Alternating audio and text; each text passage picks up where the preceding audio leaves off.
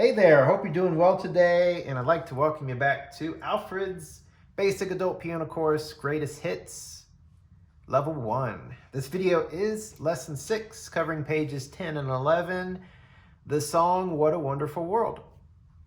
So before we get started, just a reminder that if you are using the Alfred's Basic Adult Piano Course Level 1 book, at the top of page 10 here, it says use after page 60.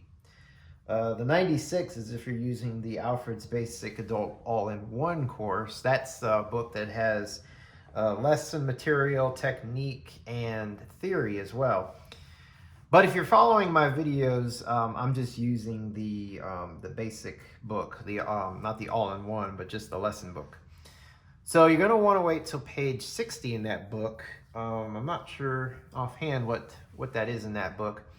But I've said this a few times that where they consider, a good place to jump into this book, I think personally you need to go a little bit further. I find that some of these pieces in this book are a little bit more challenging than where it coincides in that book. So certainly after page 60, you might want to wait even later than that. But I will do my best in this lesson either way to really dig in and break this piece down and explain it in a lot of detail.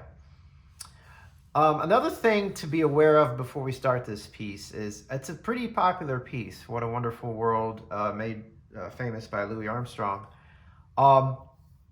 This is a much easier arrangement of the piece. And so because it is a famous piece, some of you may be familiar with it and already have in mind the way it sounds, specifically with rhythms. What happens in some of these books, especially these books early on that break things down and keep it pretty simple for a beginning pianist, is in order to make it accessible to a beginning pianist, they have to actually change a lot of the rhythms. So when you go through this, right now we're going to go slow and break it up and kind of look at it note for note. But when we start putting it together, you might hear things differently and say, that's not how it goes. It goes like this. Now, that's not a bad thing because, truthfully, yes, that is how the piece originally went. But what I want to encourage you to do is, in these lessons, I don't want you to just learn a piece just for fun, although, that should be a big part of it, but for learning, understanding, what is on the page and how to, play what is on the page, how to understand it and play it. And my philosophy is once you get to that point and you understand what's on the page, you understand how it works, you understand how to play it and translate it, then you could go through and say, okay, let me play it how it really sounds. And I think that's just fine. Even though for now, how it really sounds, we're not even going to look at that. We're not going to look at the page. So you could learn all these notes and play the rhythms, a different way. But I do want to encourage you to learn it this way first. All right, so that being said, let's dig in. The melody goes back and forth between both hands. At the very beginning, it actually starts in the left hand. And that's another common thing, especially in the beginning of this book, is both hands will take that melody. But I do want to just do one hand at a time right now. So keep that in mind that we're going to be splitting it up, that melody. Even though I'm going to start with the right hand, that doesn't cover just melody notes. It covers a lot of the melody, yeah. But there's going to be some melody notes in your left hand as well. So at the very beginning, we can see we're in 4/4 time. So 4 beats per measure. And you can see that the very first measure is an incomplete measure. It's only one count. So at the very end of the piece, at the bottom of page 11, the very last measure you can see has a dotted half note for the entire measure. So that's beats 1, 2, and 3. Now more specifically, this piece has a lot of eighth notes. So it's not just 1, 2, 3, but our counting is going to be 1 and 2 and 3 and. So when we jump back to the beginning, that incomplete measure that has one beat, that's 4 and. Now the right hand has a quarter rest there. Your left hand plays, but we're just doing the right hand now. So your right hand isn't going to come in until the second measure on beat 2. You can see on beat 1 you have a quarter rest. Now beat 2 is your second finger on E. So a lot of these lessons we're talking about hand positions. Now I'm going to scan the music here, and it actually looks like the right hand is going to be in this same position for the entire piece. So that's pretty cool. So when you put your second finger on E here at the beginning, make sure your thumb is on D. Make sure your F is played with your third finger. The G is with your fourth finger, and the A is with your fifth finger. Now, there's going to be a couple sharps in here, but those sharps, like a D sharp, is going to be right here on the piano. So that'll be played with either the second finger or the thumb. But you're basically not going to go below the thumb on D or above the 5 on A. So that's pretty cool, knowing that your hand can stay here the whole piece. So keep your fingers nice and curved, and that'll help also ensure that your hand doesn't move too far. So on beat 2 in the second measure, we have an E with our second finger, followed by E and G, and I would play that with 2 and 4. And that's a half note, so that's going to be on 3 and 4 and. The next measure is an 8th rest. So you're going to come off and rest for half a beat. So that's beat 1, and then on the and of 1, F and A. 3 on the F, 5 on the A. Again on 2 and then lastly back to E and G, 2 and 4, and that's going to be on beats 3 and 4 and. In the next measure, you're going to be off. You have an 8th rest, so that's beat 1, and then 3 on F comes in on the and of 1, and then you have 2 more Fs, 2 and then your second finger goes to E on 3 and 4 and. The last measure, you're off again. 8th rest on beat 1, and then you have your thumb on D on the and of 1, and again on 2 and then you're off. Now, even though you're off for the rest of this measure, and if you look on the second line, measures 5 and 6, you're resting. Again, don't move your hand. Keep it right there, because if you take your hand off, put it in your lap, and come back, you might say, well, where's that E that I'm going to in measure 7? And then it's too late. Or you could get there in time, but you might hit the note too loud, too harsh. So keep the hand there even when you have long rests. In that first line, there's a little pattern rhythmically that occurs in the 3rd, 4th, and last measure. Notice that you have an 8th rest on the first beat of those measures. And then it's followed by 3 8th notes. So it's the same rhythmic pattern. The 3rd and 4th measure, also, those 8th notes are followed by a half note. Now in the last measure, it's not a half note, but it is a half rest. So it's always nice to see those repeating patterns. So like I said, measure 5 and 6, you're resting. Your hand should still be here. So in measure 7 on the second line, second finger on E. Now that E is a whole note for 4 counts. Notice it's tied into measure 8 for an additional 2 counts. So you're going to hold this E for 6 counts. And then on the 3rd beat in measure 8, your thumb goes down to D. And then you rest on beat 4, quarter rest. Going down to the 3rd line, measure 9, you have a quarter rest on beat 1. Coming in on beat 2, your second finger on E. After that, you have E and G. So that's 2 on E, 4 on G. Now this E and G is a dotted quarter note. That's 1.5 beats. It comes in on beat 3. So you would count that 3 and 4, and then the last 8th note, E and G, is on the and. So that measure, measure 9, altogether with the rest is 1 and 2 and 3 and 4 and. Now going into measure 10, you have an F and an A. So since we're not moving our fingers, the F is 3 and the A is 5. Make sure they're played together. So you have that on beat 1 and again on beat 2. So that would be 1 and 2. And on beat 3, you go back to the E and the G. And that is a dotted quarter note once again. So that's 3 and 4, and that last eighth note is a G all by itself on the and of beat 4.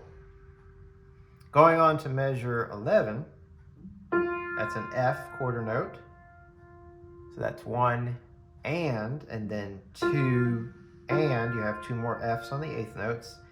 E dotted quarter note, so that's 3 and 4 and, so you have E again on the and.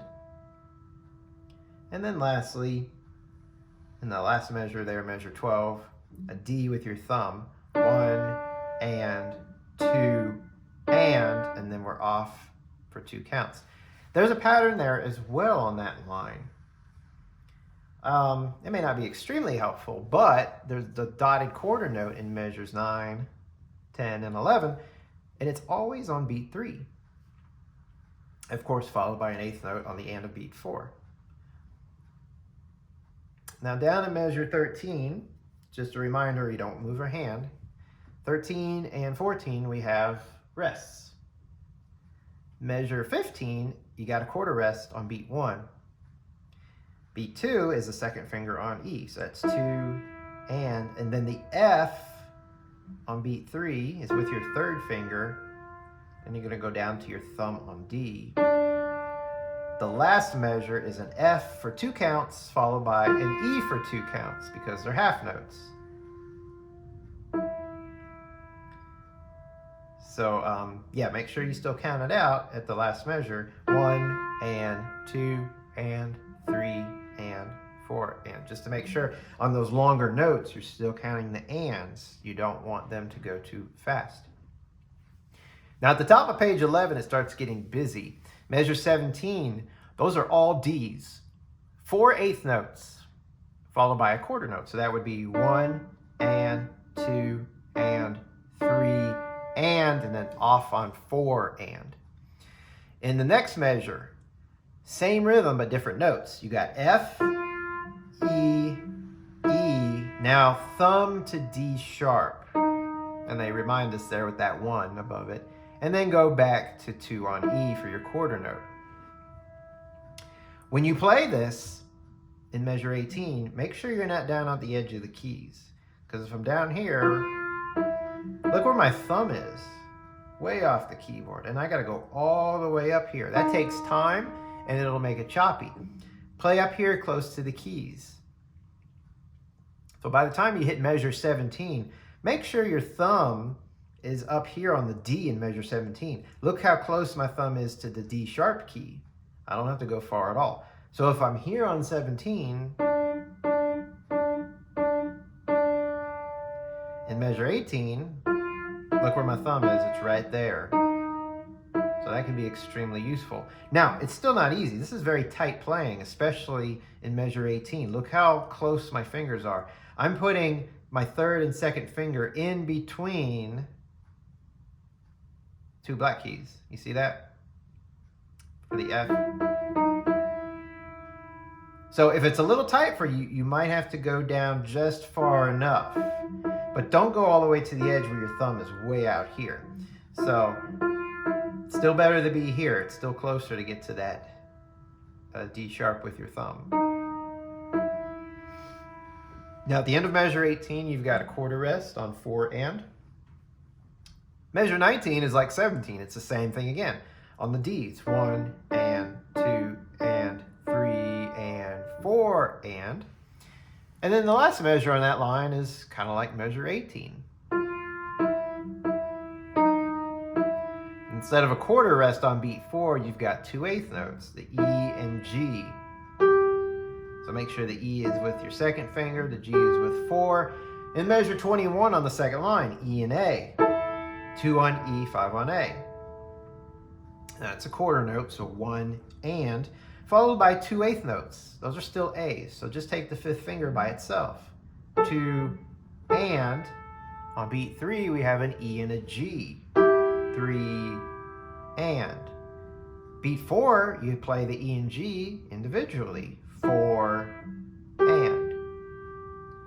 In measure 22, the E and the A again. 1 and then the A's. 2 and then E and G is held for 3 and 4 and. And again, keep in mind, if you have your assigned fingering, like we said at the beginning, your fingers should be on these notes. So if it's the next note up, it's the next finger up. It's that logical. Measure 23, 8th rest on beat 1, and come in on the and with your 5 on A.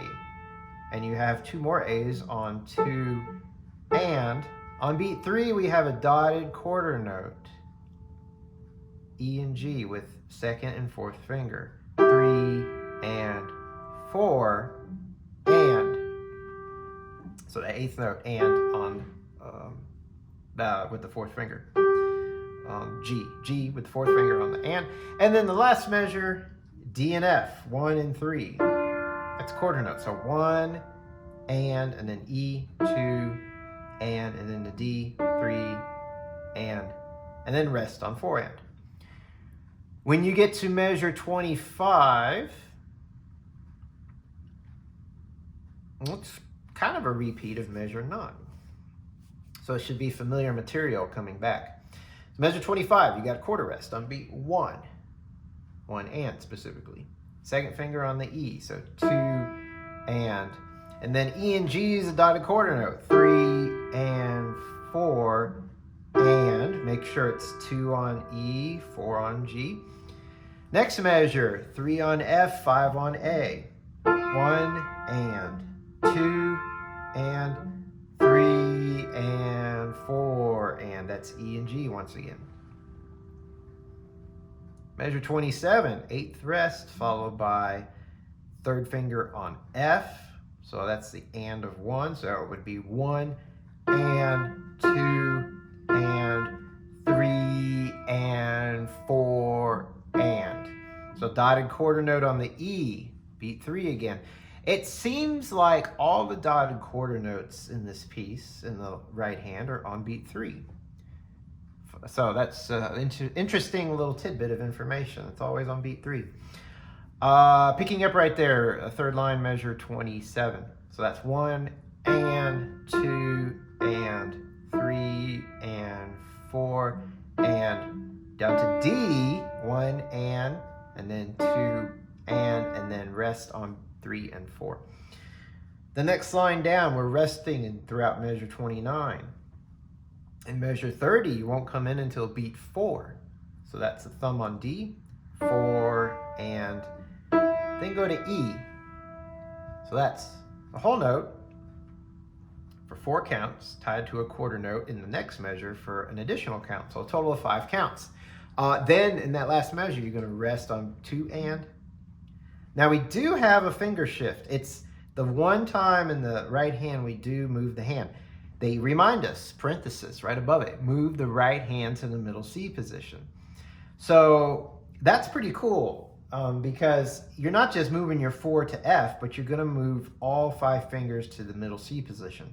So as a review, that means your thumb's on C, 2 on D, 3 on E, 4 on F, 5 on G. The reason they did that is because they're letting you know that you'll need this position to play the remaining notes effectively to the end of the song.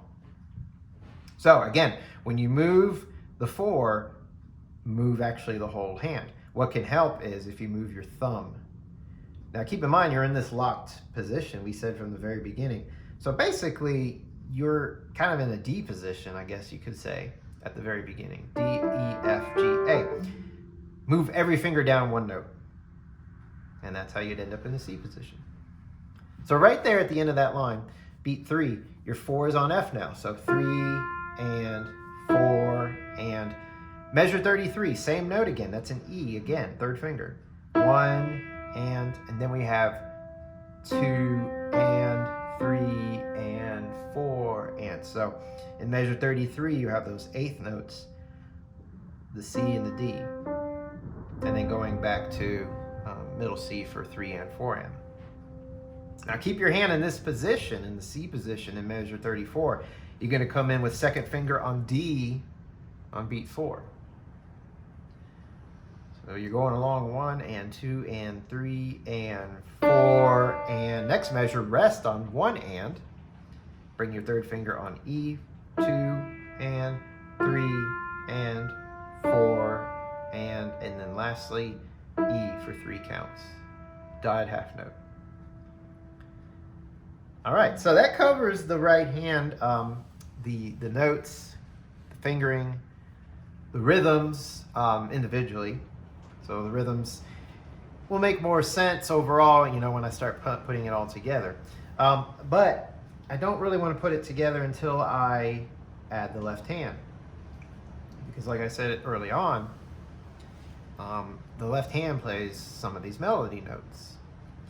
So when you go through the right hand, you know, just go through it like we did, just looking at fingering, hand position, notes, and specific detailed rhythms.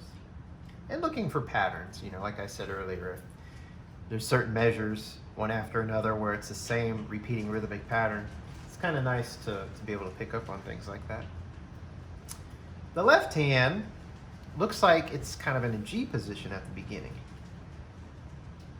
Now it doesn't stay there for the whole piece, but it stays there for most of the piece. So the G position is going to be this G right here below middle C. So here's middle C. So that's 5 on G, 4 on A, 3 on B, 2 on C, and thumb on D. So yeah, you're actually going to stay there most of the piece. Now the interesting thing about this, when we put the hands together, is if you remember, your thumb in the right hand was on D. Now we've had this before in some prior lessons where you had overlapping. It's going to be a matter of not having both thumbs on the same note, but whichever hand's playing this D, that's the one that needs to be on the key, where the other thumb needs to be off the key, giving it some space. So we'll look more into that when we put the hands together. So like I said earlier, the incomplete measure, that's beat 4, specifically 4 and your left hand does play. And there are 2/8 notes, so G is on 4 and the B is on and. And then the next measure, beat 1, there's middle C, and then you're off on the rest of that measure. So the beginning 3 notes of the piece would be 4 and 1 and. So that's a G with your 5, a B with 3, C with 2. Then you're off, like I said, resting for 2 and 3 and 4 and. The next measure, C again for 2 counts. You have a half note. You have a series of half notes here, starting with C. And then you're just going down 1 note, B, on beats 3 and 4 and. The next measure, A,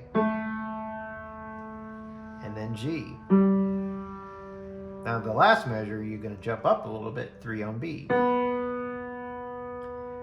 And on beat 3, you're going to do A and C with 4 on A and 2 on C. So that's 3 and 4 and. The 2/8 notes on 4 and are middle C.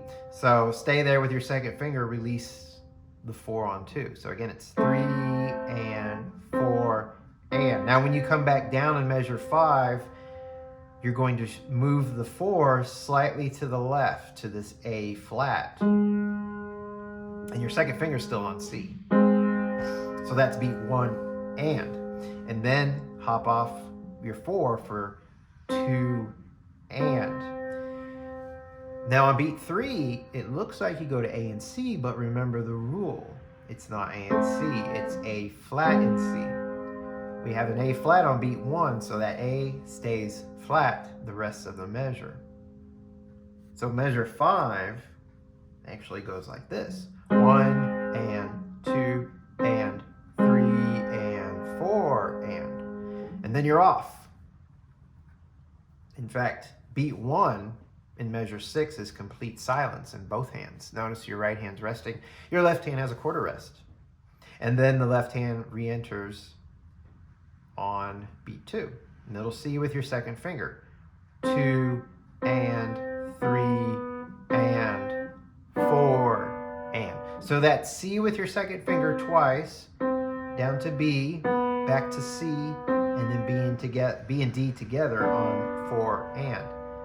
And then the next measure, 5 on G. It's a half note, so that's 2 counts. The next note is G sharp with your 4th finger. Guess what? That's the same as A flat that you played earlier with your 4th finger. So the 4th finger is playing the same note that you had, or the same key on the piano you had in measure 5. So G sharp and A flat are the same key on the piano. It's the middle black note in the 3 black note group. So again, measure 7 starting on G would be 1 and 2 and then 3 and 4 and. Going to the next measure, keep that 3rd finger tight because it's going to hit A on beat 1 and then middle C. Oh, there's a finger shift here, I just realized. So we're briefly coming out of our G position.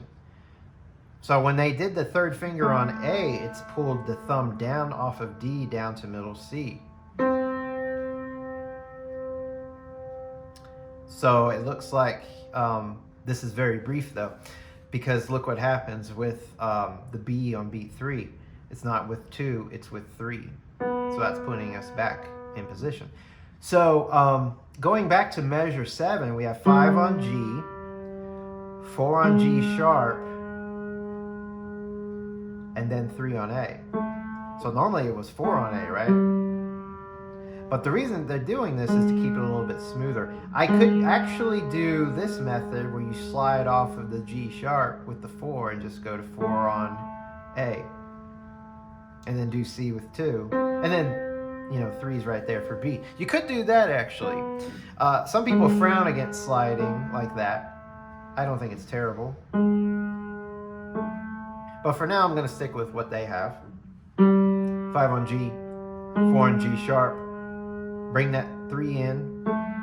Bring that thumb in. It does seem like a lot more work, doesn't it, than sliding, but I'll let you guys take the option. And then, yeah, you got to bring your 3rd finger over to B. I don't know, I'm tempted to do it the other way. So you could try this. 5 on G, 4 on G sharp, and then when you get to measure 8, slide the 4 to the A. So that puts 2 on C, and then you're right there for 3 on B. So, you know, either way, but I'm going to say it's obviously less work to do it this way. So I kind of like it that way. The last beat, 4 and of measure 8, you're down to G, B. So that's kind of like the beginning again. So 4 and measure 9, 1 and then you're off. In measure 10, you're still resting on beat 1, and then you come in on C again on 2 and 3 and 4 and. Then in measure 11, you're resting on beat 1. 4th finger on A on 2 and then down to G for 3 and 4 and. The last measure, you're resting on 1 and then the 3rd finger on B, 2 and then A and C, 3 and, so that's 4 on A, 2 on C, 3 and then 4 and are two C's, 8th notes, 4 and like we had earlier going into measure 5, in measure 13, A flat and C, so 4 on the A flat. Again, that's like the G sharp, it's the middle black key there. So that's on 1 and then C's on 2 and then A flat and C again, because it stays flat in that measure. Measure 14, quarter rest, silence on both hands, once again, just like measure 6. And then resume on those 2 C 8th notes, and then B, C, B and D together on 4 and then the next measure, middle C, 2nd finger, tied for a total of 7 counts. Whole note, for 4 counts. Tie it over to the next measure. Dotted half note, 3 counts for a total of 7. You'll come in again on beat 4. Same note, middle C. Up at measure 17, that's a B dotted half note for 3 counts. 1 and 2 and 3 and down to G, 4 and 2 eighth notes. Up to middle C, second finger. And that's a dotted half note for 3 counts. Middle C on beat 4. Next measure, B, second finger. 3 counts, dotted half note. And then the end of that measure, 2 G's, eighth notes. So that would be 4 and then all the way up to second finger on middle C. 1 and 2 and 3 and. Then you rest on 4 and. At measure 21, we've just got a couple measures of back and forth between C and B, half notes. So C with your second finger for 2 counts, B with your third finger. Measure 22, do it again, C, B, and then measure 23, C for 2 counts, and then we rest on 3 and 4 and. Still resting in the next measure on 1 and 2 and. On beat 3, come in with the third finger on B, and then G, B for eighth notes on 4 and. 4 and. So it's like the beginning once again. 25 is just like the top of page 10. Second measure. Yeah, it's just like the second measure, top of page 10. So middle C on beat 1 and then you're off 2 and 3 and 4 and. Measure 26, you're still off on 1 and then 2 and 3 and 4 and. So that's different. That's not quite the same as the beginning. It started the same, but it's different right there. So measure 26, it's 1 and 2 and 3 and 4 and. But then you're still descending one note at a time. So you have an A in measure 27 for 1 and 2 and then G, 3 and 4 and. Measure 28, quarter rest. And then come in on beat 2 with your third finger on B. Beat 3, it's A and C with 4 and 2. Beat 4, it's just 2 C's. And here's that A flat and C once again in measure 29. 1 and 2 and 3 and 4 and. So once again, still an A flat when you hit the half note there on A flat and C on 3 and 4 and. Measure 30, rest on 1 and. That would be the case in both hands. And then 2 and 3 and off on 4 and.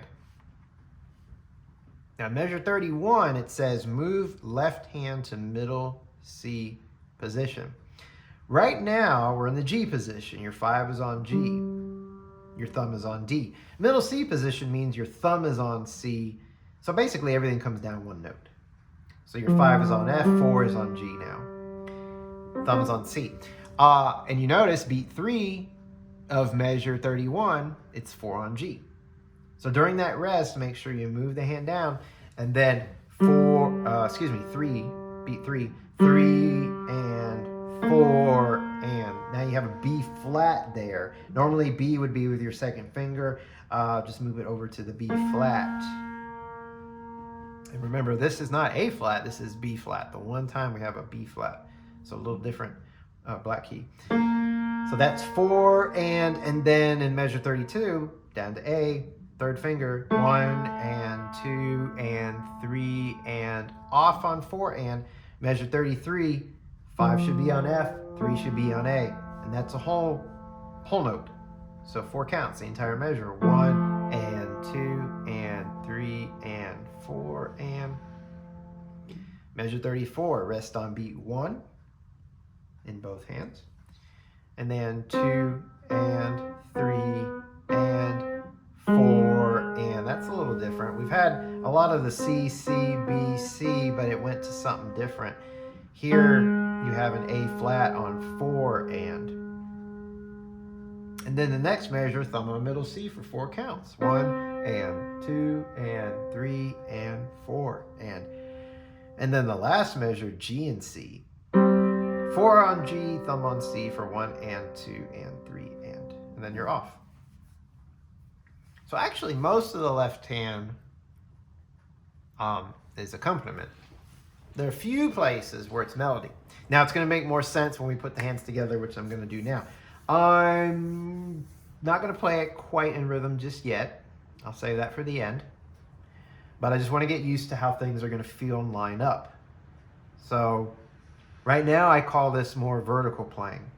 Vertical playing is when you put both hands together and you make sure everything lines up vertically.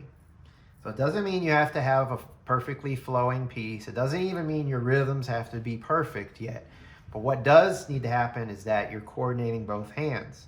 So either one hand is playing while the other hand's resting, or both hands are playing at the same time, or one hand's holding while another's playing, making sure everything lines up vertically. So the first thing at the beginning is our hand position. So remember, the left hand's in the G position. We said the right hand is sort of in a D position, and that puts both thumbs on D. Scanning the music, your left hand doesn't play D until measure 6. But your right hand plays that D in measure 4. So I'm going to make sure that that right hand thumb is on D, and my left hand thumb is kind of off somewhere, whether it be above it or maybe down here off the keys. So again, just lining everything up. Your left hand starts, your left hand has melody, so you want to pronounce these first 3 notes in the left hand. And then your right hand comes in. Now be careful with rests. It's easy in this piece, it's easy in this book actually, to just go right through the rests. Now we went through all the rests when we did hands individually, and you got to remember those rests when we put the hands together. So again, it's part of the vertical playing. Which hand's resting? Make sure you rest. So don't do this. Very tempting to do so, and you might say, you know, I like it that way. That sounds better. Great. Learn the piece this way first, and then go and do it that way. Again, I just want to make sure in these lessons you understand what is on the page and how to translate that. Then a good musician can go on and do their own thing after that. But set your foundation first. Make sure you understand how this works, and then you can change things. So once again, left hand starts the piece. Right hand takes over. In the next measure, remember the 8th rest in the right hand. So your left hand comes down on the 8th rest. So it's 1 and 2 and 3 and 4 and. These are going to be tricky measures right here, not just for the timing of, you know, left hand, right, right, right, and then both hands, but all these notes and fingering. Make sure everything lines up.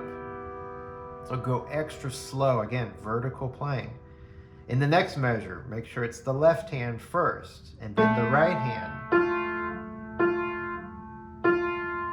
Then both hands. In the last measure, it's the same pattern. The left hand followed by the right hand.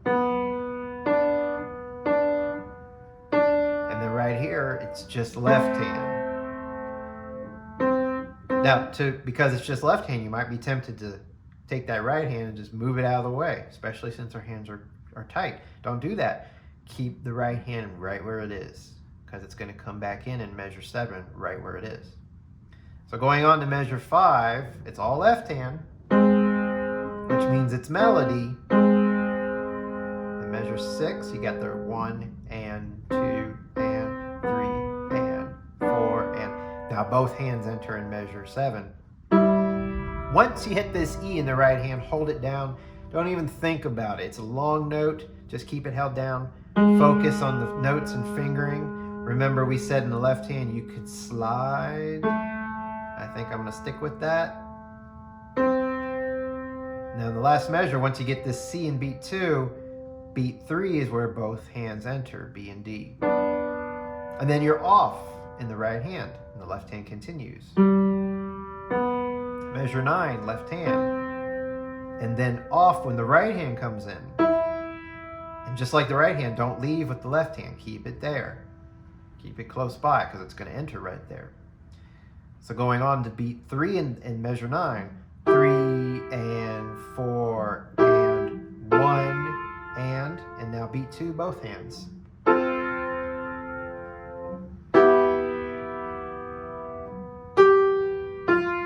When you work on the rhythms and hands together, it's going to get a little tricky. Be careful of all these eighth notes in the right hand. I often like to make sure I go on when I'm practicing to the next note in the next measure. You don't want to get in the habit of this happening. So in measure 9, I'm here, 1 and 2 and 3 and 4, and I don't want to get used to holding on to that and saying, where am I going? Then you get in the habit of making the eighth note too long. So get in the habit of practicing going on into the next measure. So that'd be and 1 and 2 and 3 and 4 and 1 and 2 and 3 and 4. I have some competition. Oh my. In case you were wondering, there is a thunderstorm outside in the middle of January. I have some competition with the music here, some added bass.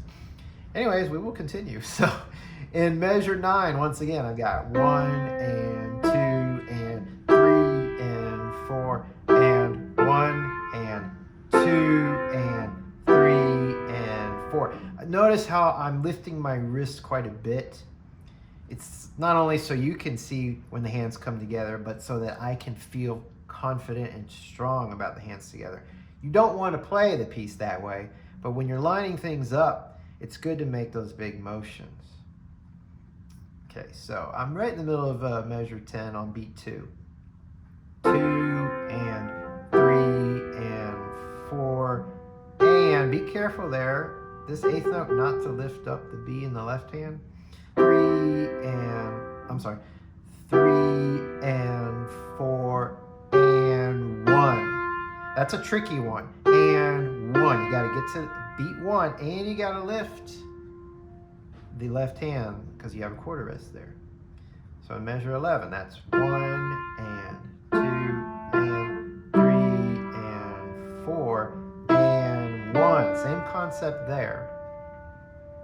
So as you're getting off that eighth note, you also got to get off on the rest in the left hand.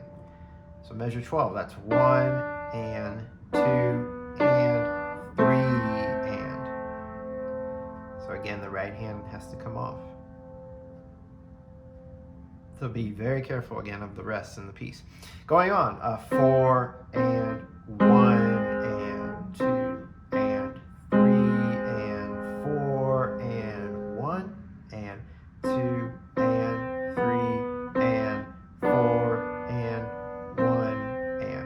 Right here, hold on to the left hand. Just like you did earlier with the right hand, hold it and forget about it. Focus on your right hand until the left hand enters again. So in measure 15, that's going to be 1 and 2 and 3 and 4 and. Make sure the thumb is out of the way in the left hand so that that D comes in easily in the right hand. And I missed a couple of spots in the second and third line, but I think, you know, if the left hand's playing with the thumb on D, make sure the right hand's out of the way. If the right hand's playing thumb on D, make sure the left hand thumb on D is out of the way. So again, measure 15 at the bottom, that's 1 and 2 and 3 and 4 and 1 and 2 and 3 and 4 and. There you think you might have a rest in the right hand on beat 4, but you don't. You're still holding the E when the left hand enters on this C. Going into measure 17, both of these notes you're on go down one note, B and D. So it's kind of cool to recognize that. Go down. And this is where the right hand starts picking up some motion. It's not going faster, but you just have faster rhythm. So 1 and 2 and 3 and 4 and. So what's happening is it's a back and forth. The left hand is picking up some melody. In measure 17, the B in the left hand on beat 1 is not melody, but obviously where it's resting in the right hand and the left hand's playing on beat 4, that's melody in the left hand. So once again, in measure 17, we've got 1 and 2 and 3 and 4 and 1 and 2 Remember your right hand there, keep up tight if you can, so you can easily get that D sharp. If you're way down here, that D sharp's not going to happen, not easily. So up here in measure 18, 1 and 2 and 3 and 4 and. So measure 19 is like measure 17.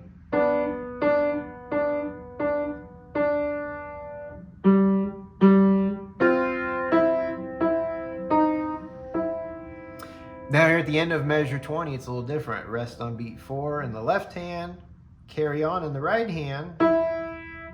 Both hands come here in 21. So know where you're going in 21. You got 3 notes here at the same time. And it's hard to pick up on that when it's, all the way across the page.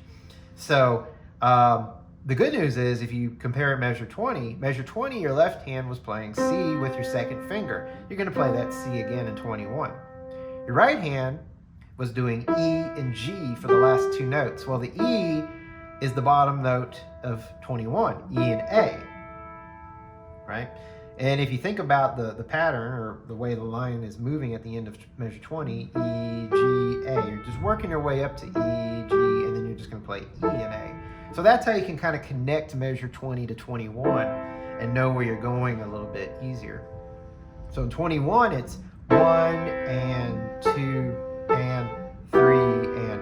In this section, really hold these half notes down in the left hand. 1 and 2 and 3 and 4 and 1 and 2 and 3 and 4 and. Now in 23, you're off in the right hand briefly. Your left hand plays on beat 1. 1 and 2 and 3. Right there, your left hand comes off, so that's a little tricky. And that's a dotted quarter note in your right hand. 3 and 4 and 1 and 2 and 3 and. So that's a little interesting. It looks like the right hand is just going to carry the rest of the melody for that phrase, but on the word you, so beat 3, you're going to come in with a harmony. Your left hand is going to play that B, so don't let that sneak up on you. And then your left hand continues while your right hand rests. 4 and 1 and 2 and. So again, like the beginning of the song, you have 1 and 2 and. So off on the left hand when the right hand plays, and then stay off. 3 and 4 and 1 and 2 and. Both hands come in on 2 and then 3 and 4 and 1 and 2 and 3 and 4 and 1 and 2 and 3 and 4 and. So that's a little tricky there at measure 28. We saw it before at measure 12. The same notes, same rhythm, but right hand, both hands, and then just the left hand. So that's a little tricky. 29, just the left hand. 3 and 4 and 1 and 2 and 3 and 4 and. Right here at measure 31, you're going to move the left hand to the C position. So the left hand's going to be coming down while you hit this E. You've got 2 counts to do it. So I'm right here at measure 30. Measure 31, I'm going to hit the E for 1 and 2 and at some point in there I'm going to move my left hand so that on 3 and, my 4 on G is right there. 3 and 4 and 1 and 2 and. You see what's happening here now? You're going to move your right hand to the middle C position. So it's going to come down 1 note. And you only have a quarter rest to do that in on beat 2. And make sure you're still holding this dotted half note down. So all together, going back to measure 29, this is where your hands are. G position in the left hand, D position in the right hand. So in 29,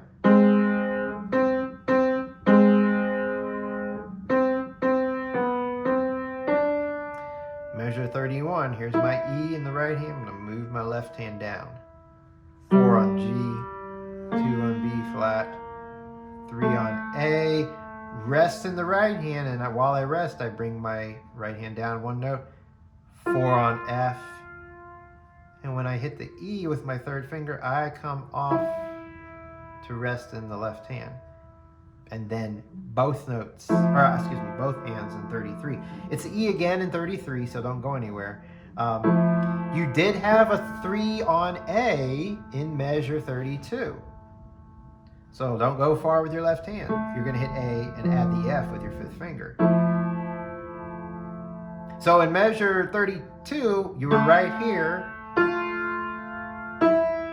And then look at 33. 2 of the notes are with the same fingers, meaning you just played them in 32. Add the F with your 5th finger. Going on, measure 34, rest in both hands. And then on beat 4, both hands come in together. And then the 35, left hand, beat 1. Hold it while the right hand plays. And then both hands.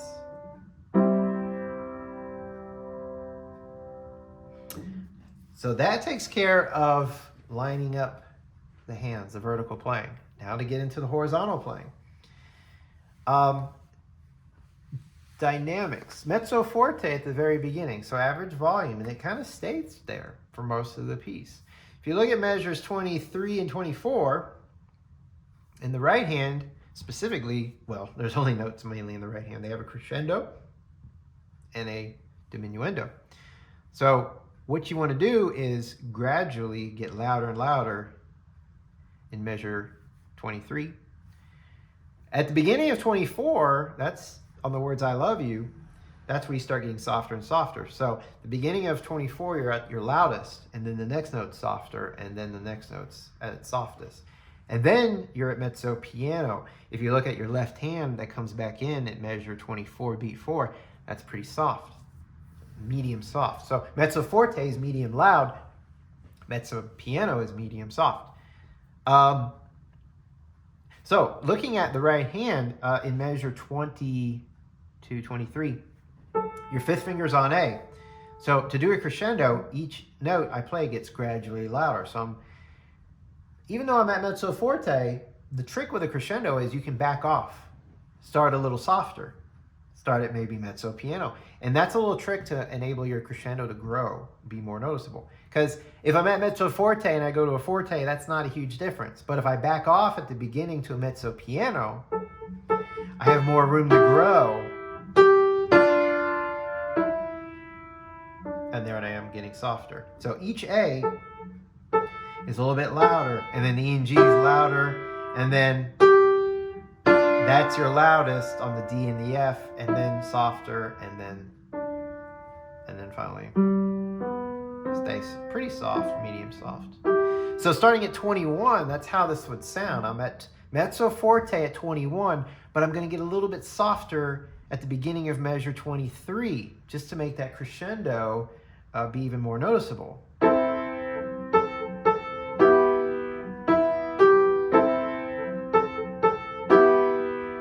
Here I go.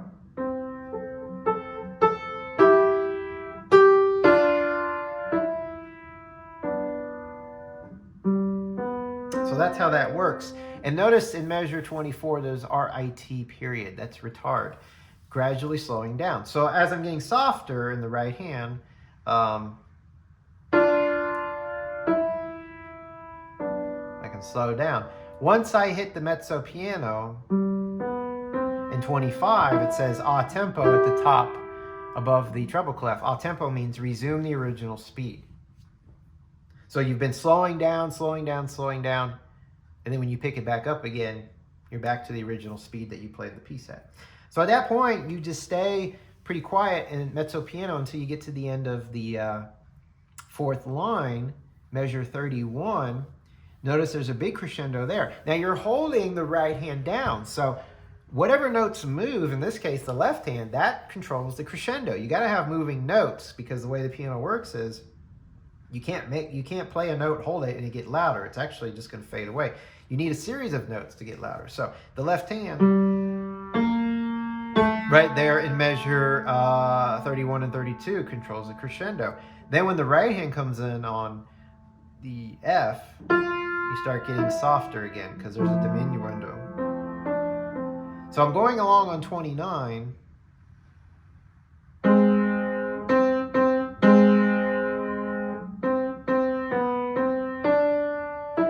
I'm going to get louder. And then I'm going to get softer.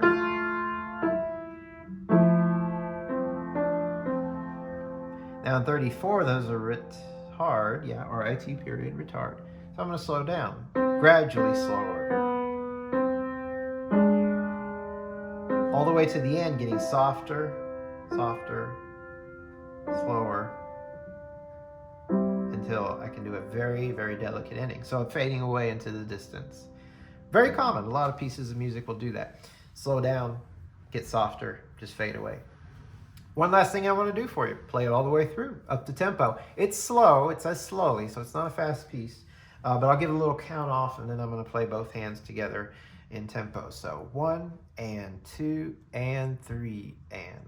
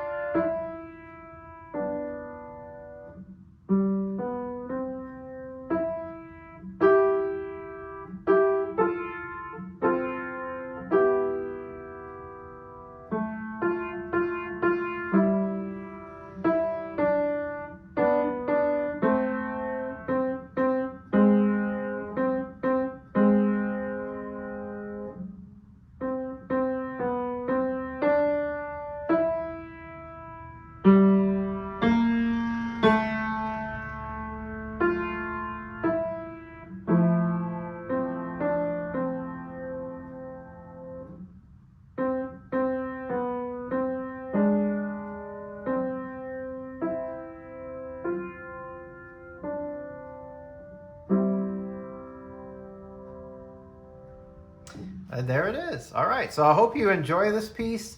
It does take a lot of work to put the hands together on this one. There's a lot to deal with the rests and the rhythms and even some of the fingering.